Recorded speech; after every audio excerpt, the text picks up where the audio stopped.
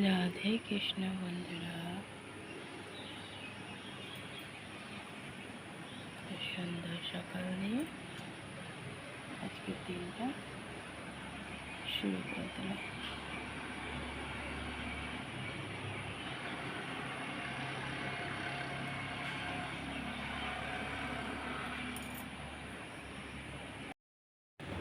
অনেক দিন পর আজ সকাল সকাল একটু ঠাকুর দর্শন করে নাও সবাই।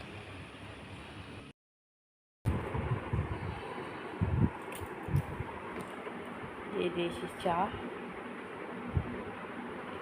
আর এই যে নিয়ে নিয়েছি চা, বানিয়ে দিয়েছি চাও। আজকে টিফিন, আজকে আরও তাড়াতাড়ি যাবে ডিউটি।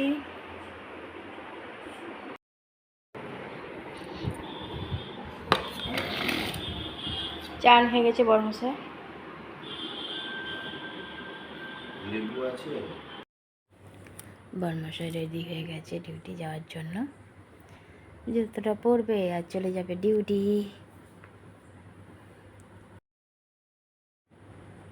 চলে গেল বরমশাই ডিউটি,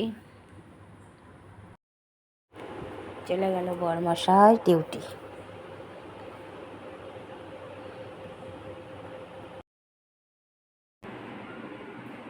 ঘরে পুজো দিয়ে দিলাম, পুজো দেওয়া হয়ে গেছে।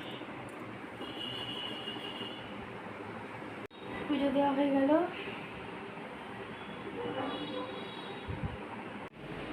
গুড আফটারনুন বন্ধুরা, কেমন আছো? আশা করছি ভগবানের কৃপায় প্রত্যেকে ভালো আছো, আমরাও ভালো আছি। চান করে চলে এসেছি, এসে পুজোও দেওয়া হয়ে গেছে। আজকে চন্দনা আসবে না বলেছিল, ওর দিদির মেয়ের আজকে বিয়ে আছে, সেই যাবে। তো সেই জন্য সকাল থেকে ঢিলামি চলছে আমার। বরমশাইকে সকাল সকাল বানিয়ে দিয়েছি টিফিন। বরমশাই তো 7টার আগে চলে গেছে টিফিন খেয়ে, খাবো না বলেছিল, তো আবার জোর করলাম, তো এক ফোঁটা খেয়ে গেছে, অল্প করে খেয়েছে কিন্তু গেছে খেয়ে। আজকে আমি এক ফোঁটা ভাতও করে রেখেছি, সবজিও করে রেখেছি, আর পাঁপড় আর বাদাম ভেজে রেখেছি, আর একটু গাজর আলু ভাজা তুলে রেখেছিলাম টিফিনে। যদি আসে একটু খেতে পারবে, মনে হয় না আসতে পারবো বলে। তো আসতে পারলেও ভালো, না পারলেও কিছু করার নেই। আর তেমনি গুমোট হয়ে আছে, আজকে একটুও বৃষ্টি হয়নি, একদম গুমোট, তেমনি গরম লাগছে, কিছু করার নেই। ছেলের সাথে একটু ফোনে কথা হয়ে গেছে। চলো এবার আমি এদিকে অনেক কাজ করে আছি, করিনি কিছুই, শুধু ঘর মুছে আর টিফিন করে আর রান্না করে যে কাপড় কাটা ছিল সেগুলো কেচে চান করে পুজোটা দিয়েছি। এখনও টিফিনের বাসন টাসন সব পড়ে আছে, ওগুলো দুপুরবেলায় ধোবো। চলো এদিকে কাজগুলো করি, তারপর আবার আসছি। দেখো আমি খেতে বসলাম। যেদিন বরমশাইয়ের জন্য কাজে একটু ভাত করে রেখেছিলাম, এসে বেচারা খেতে পাবে বলে, কিন্তু আজকে আর খেতে আসতে পারলো না। আমি নিলাম একটা রুটি, ভাজা, তরকারি খাই, ওই জন্য করি না ভাত। তখন তাড়াহুড়ো করে দিই, তরকারি করে রাখি, ভাতটা করি না। কিন্তু কী করা যাবে, আজকে করে রাখলাম, তো আজকে আর খেতে আসতে পারে। একটুও বৃষ্টি হলো না, গুমোট হয়ে থাকলো, অস্বস্তিকর লাগছে। একা ঘরে কি আর করি, একটু চা করে নিলাম, চা বিস্কুট খাই। বরমশাই কখন আসবে কোনো ঠিক নাই। ঘরে সন্ধ্যা পুজো দিয়ে দিলাম, পুজো দেওয়া হয়ে গেছে।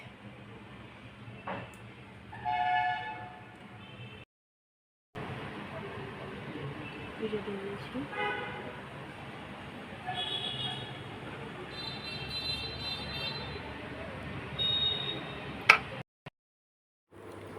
ডিউটি থেকে এতক্ষণে এলো বরমশাই, দিয়ে দিলাম একটু উপমা বানিয়ে। সকাল থেকে সে খায়নি, তো ভাত তো খাবে না, উপমায় দিয়ে দিলাম, উপমাটা একটু খাক, শরীরটাও খারাপ, আর মনে হয় না রাতে কিছু খাবে বলে। তা এতক্ষণে আমি চাটা বানাই, চা দেব।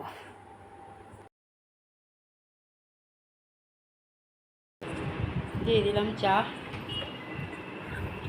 গরম গরম চা দিয়ে দিয়েছি, চাটা খাক।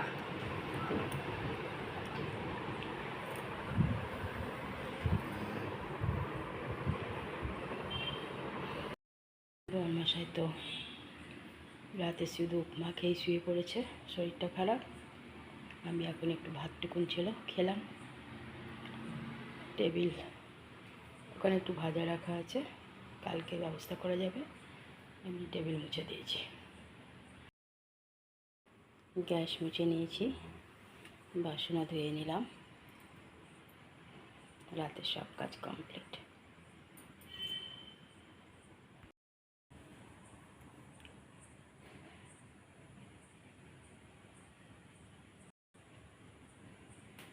বন্ধুরা, আমার তো রাতের সব কাজ কমপ্লিট হয়ে গেছে।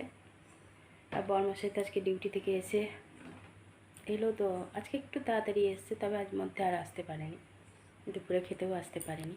ওই যে যেদিন খাবার বানিয়ে রাখি সেদিনকে আসতে পারে না, ওই জন্য আমি বানাই না, রুটি বা ভাত কিছুই বানিয়ে রাখি না, যেই বলে 10 মিনিটের মধ্যে আমি সাথে সাথে বানিয়ে দিই। আজকে আবার কী খেয়াল হলো, ডেলি ওই আধ কাঁচা ভাত খেয়ে যাচ্ছে, একটু ব্যাগ ফোটায় ভাত বানিয়ে রাখলাম, আজকে আর আসতে পারেনি। চিন্তাও করেছিলাম যদি ভাত না খায় রুটি করে দেবো, কিন্তু বরমশাই এসেই উঠতে পারেনি, কী আর করা যাবে।